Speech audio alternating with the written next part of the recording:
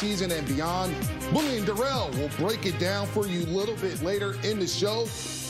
But also coming up next here, we have team president and COO Rick Wilkes, the Hall of Famer. He's in the building tonight. Thanks for coming to the studio. Great beer. Can't wait for our conversation. Absolutely. We're going to talk about the Warriors having a venue of the year, of course, and everything else going on with the Chase Center, as Rick will tell us what the Warriors are doing to get Dub Nation back in the building down the street at Chase Center to see that man, Steph Curry, venue of the year, according to Sports Business Journal. And you guys got off to a hot start, Rick.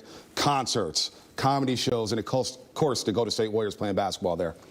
Well, it was a spectacular opening. Everything we really could have hoped for came together, and you're right. We were on a roll at the point in time this thing called the pandemic happened. Something like that. And, you know, actually, if you think about it now, we've actually been closed more days since Chase Center opened than we've been open. So we can't wait to welcome fans back. It's an incredible building. It's a great place to watch basketball or listen to a concert.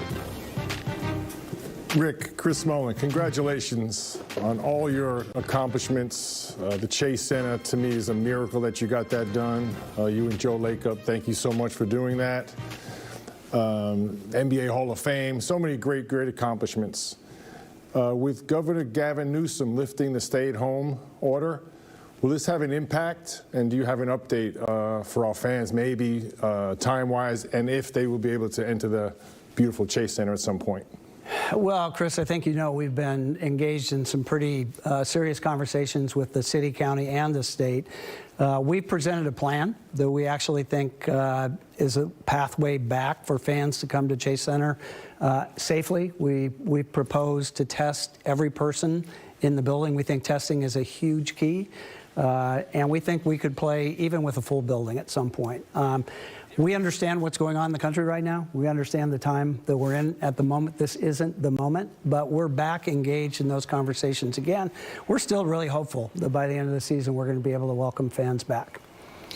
Rick, the Oakland Forever campaign and the Oakland Forever jerseys, and also the Oakland Forever video that was amazing that featured the Vice President Kamala Harris. What's been the feedback on that? Darrell, if you show it again now, I don't have a tissue with me, so it would be a major issue. Over 3 million views of that video. The Vice President's office is over the moon about the response. I've never been associated with anything in terms of a piece of film that we created that has gotten the response that that's gotten. It touched all of us, especially in the Bay Area, especially those of us who have such a special feeling for Oakland. You know, Inauguration Day, you know, debuting our Oakland Forever uniforms, right, our court, all of that happening the same day. It was like an emotional high I don't know how we'll ever repeat. And the Warriors will wear those uniforms tonight, of course, against the Minnesota Timberwolves. Pretty cool. As an old Oakland, talk about Liberation Park last week. Fans got to go to the drive-through theater to go watch the Warriors beat up on the San Antonio Spurs last week. Also want to talk about Dub Hub. This Dub Hub thing that you got going on is really cool. We give out spots on the radio on 95.7 The Game all the time, and feels like fans are really liking the Dub Hub, which is a pretty unique setup, and I don't think anybody else in the NBA has that setup. I wish they all did, right? Because I think it makes our broadcast more fun. I think it's great to see fans sitting courtside and cheering instead of just a plain backdrop. But it's been great for the people we've been able to engage with. 120 fans a game from all different groups, right? We have season ticket members, but we've also done a lot of it with our not-for-profits that we support. I think you saw Mayor Libby Schaaf sneak in on the Dub Hub on There's our Warriors Outsiders, too. They're sneaking in there. Yeah, as well. those guys, you find those guys anywhere. But, but it's been totally unique, and we're trying to encourage other teams to do it. Fans get to interact with each other as well as be like front and center courtside at the game. It's great. Chris asked you, you know, what's the process of possibly getting fans back in the Chase Center here? As far as the events, I know the NCAA tournament was playing there in 2022. You had some local college tournaments going on where USF was going to play games at Chase Center. Is that still going to go on according to plan? That still is going on, and what we're starting to see right now, we are seeing concerts start to book for later in the summer and in the fall and into next winter. But it's all just a bet right now, right? It's going to ultimately depend on our local health authorities. It's going to depend on how well we get people vaccinated. It's going to depend on just the general health of what's happening in our country right now. And we remain really hopeful, as I said, but we can't wait to get people back for all those great things that we built Chase Center for. We talk about 2019, 2020, and you guys win Venue of the Year. Talk about this cool trophy here. It looks like you could drink out of it, have some fun with this trophy. I mean, it's probably not as cool as the Larry, I know, right? It's not as cool as the Larry, but it's pretty sweet here, the 2020 Venue of the Year, according to Sports Business Journal. Yeah, it was a great honor. You know, you're honored by your peers as having the best new sports facility in the world that particular year, and we want Chase Center to develop into, you know, the same conversation as Madison Square Garden, as the O2 in London. It's got to be a must-play for every major act in the world. You know, the resume isn't going to be complete until they play Chase Center, and we got plenty of room up in the rafters for a few more of those banners too. No, there's no doubt about that. And let's talk about the team that is going to get those banners here. It's good to have Steph Curry back, healthy. He's having a hell of a season, a hell of a start to the season here. James Wiseman, the 19-year-old, looks promising here. What's your thoughts on the team so far through 16 games? You know, I think it's just what Steve Kerr predicted, right? It's going to take time to figure out exactly what we have, the combinations that we need. I think we're all so excited for James Wiseman. I don't think anybody would doubt choosing him at number 2 at this point in the season, and unlimited upside. I just think, you know, having Steph back on the court changes everything.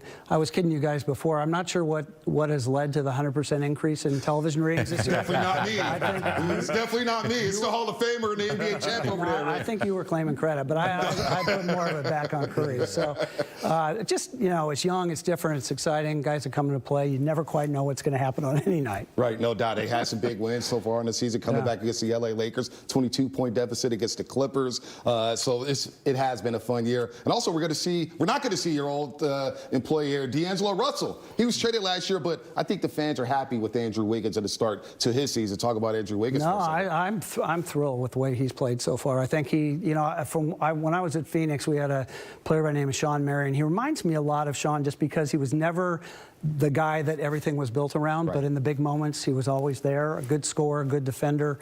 I think, you know, he's got a great place on this team going forward. All right, well, I think Mully and Darrell weren't cool with the Maple Jordan nickname for Andrew Wiggins. What about two-way Wiggs? Steph Curry said we call him two-way Wiggs. Are you cool with that? I like it. I go with it. All right, two-way Wiggs, but he's getting up some shots.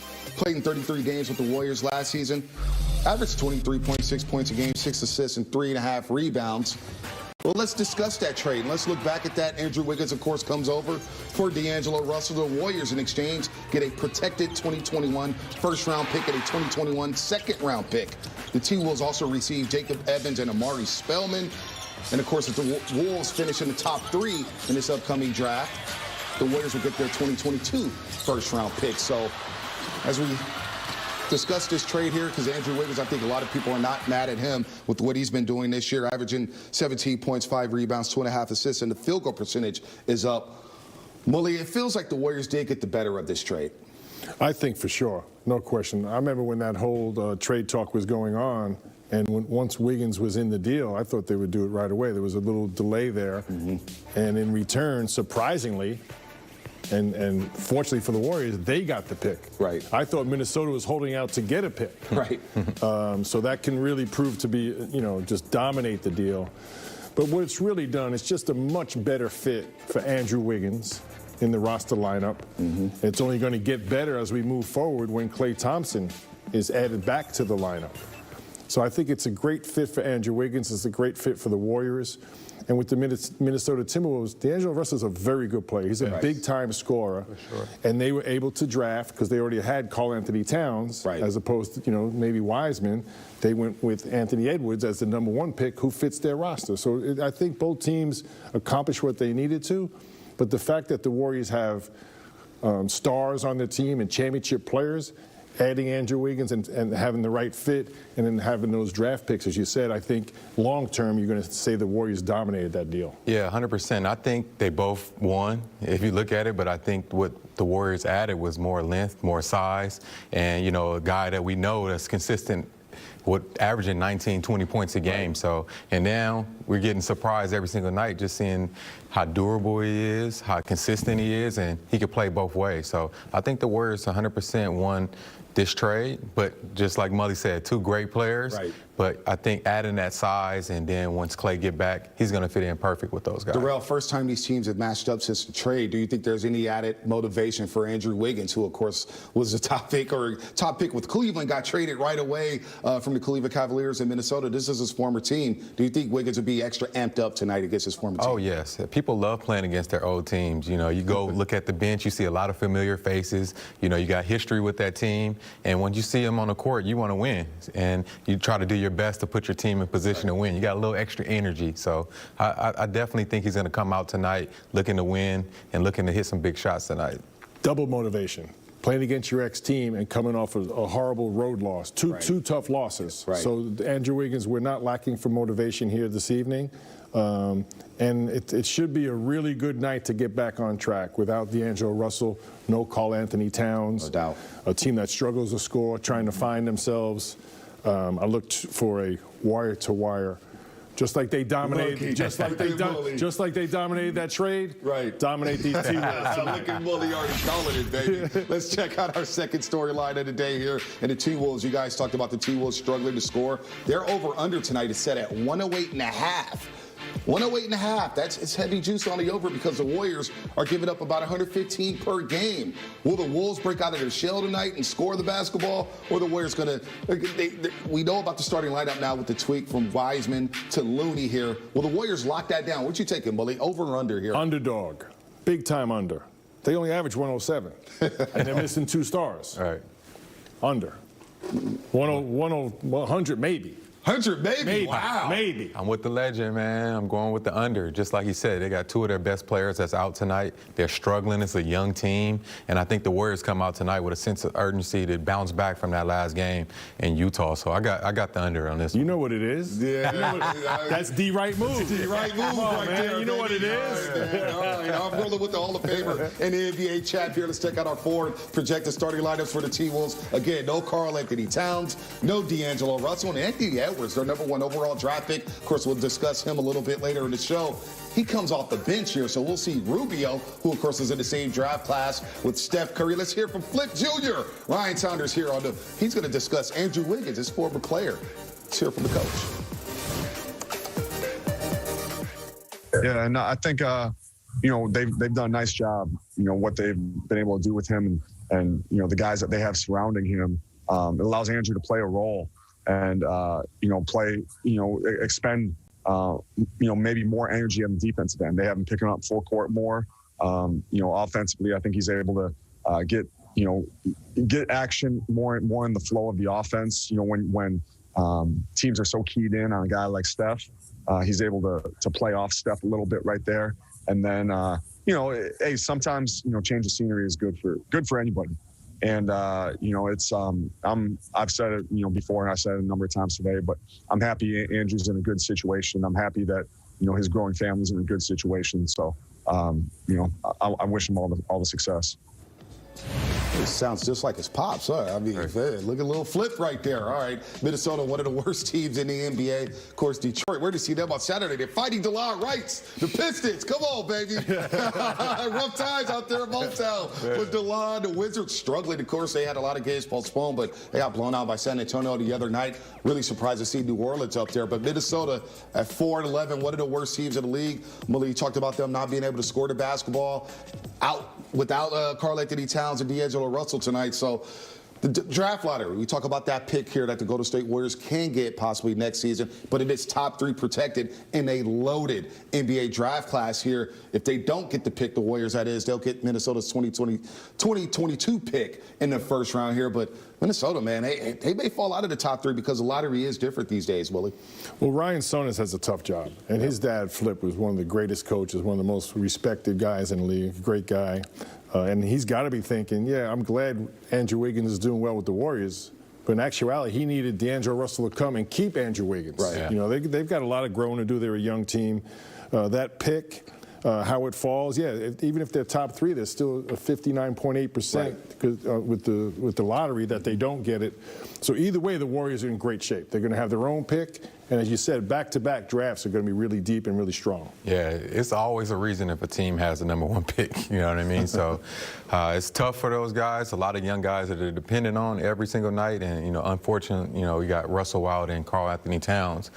So it's tough, man, coming in every single night and trying to motivate young guys to be professional and, just the small tweaks you have to do when you come in the lead. And they're dealing with a lot of those young guys. So it's going to be tough. It's going to be a tough season for those guys. And for any season, this year is a tough season to be young and developing because, the practice time is limited, all the different protocols you're going through. So to grow a franchise, to grow young players and skill development, it's all about daily habit, daily routine. And a lot of the NBA schedule in general is not the same as it normally is because of the COVID protocols. Real quick, I know Karl Anthony Towns is going through a lot, COVID-19, his family, our prayers go out to him, but can Minnesota win in the future with him as the focal point of that franchise? I think so. He's a big-time big. He could play inside, play outside. He's a willing passer. I think they definitely can. He could be the anchor on the defensive end. They just got to get the right pieces around him and, like Mully said, develop those young players. So as fast as those young players develop, I think the better the team will be.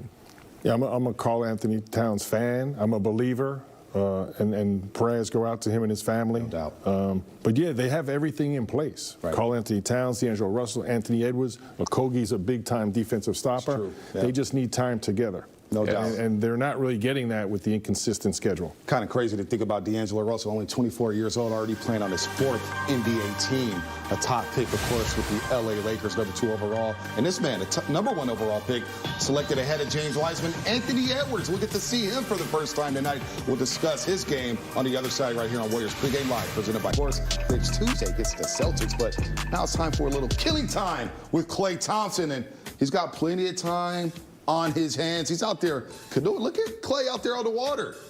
And there's the Bernie meme. Everybody's got a Bernie meme. Feel the bird, baby. Bernie Sanders chilling with Klay Thompson. And Rocco's like, what about me? What about me? Get Bernie out of there. I want to be on that boat. Come on. Klay Thompson, man, we miss Klay Thompson. We miss Klay Thompson. Here's Joe Lacob, though. He was on with Grant Liffman on the Dubs Talk podcast discussing Klay Thompson. Here's what Joe Lacob, the owner of the Golden State Warriors, had to say about Klay. The funniest stories always happen to be about Klay, as you might imagine. But, I specifically can recall, even today, the very first year he was on the team, and I think we were in Sacramento. I remember being in Sacramento, and, he was not, people don't remember, when we started out, he couldn't hit the broadside of a barn for a little while. It was a tough beginning. And I remember everyone saying, oh, wow, don't play this guy, he can't shoot. And I think he didn't talk. There was no way to really communicate with him because he never said a word. There were so many funny stories about the communication was so difficult.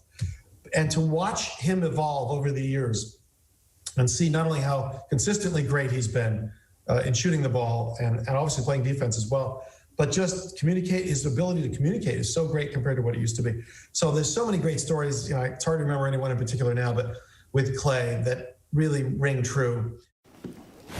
All right, check out the Dubs Talk podcast with Grant Liffman, of course. Joe Lacob, the latest guest. And Darrell, you played with Klay.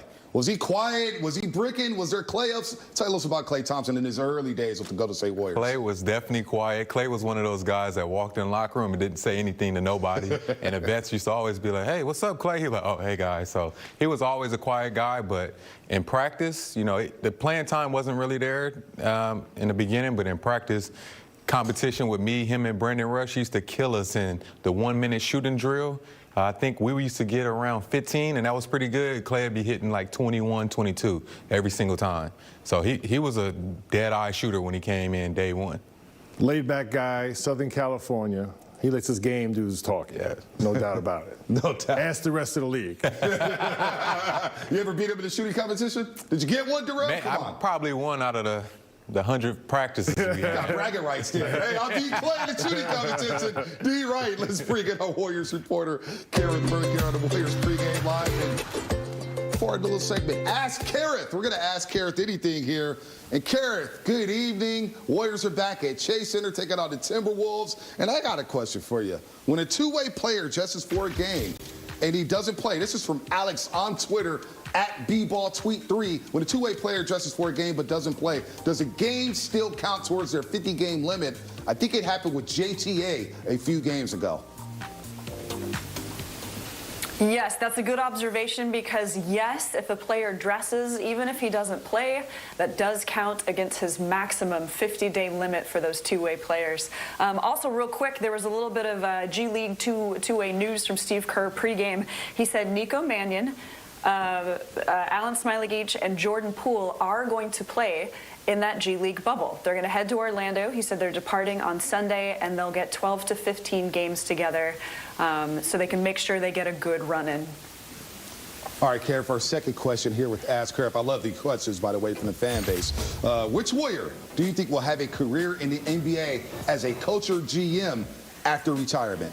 And that's from Vish. Vish, Black Lives Matter, V-Train 365. When I saw this question, I didn't even get to the end of the sentence. In my mind, it was like Draymond Green. Draymond Green, the first guy I thought of. And I'm of two minds here.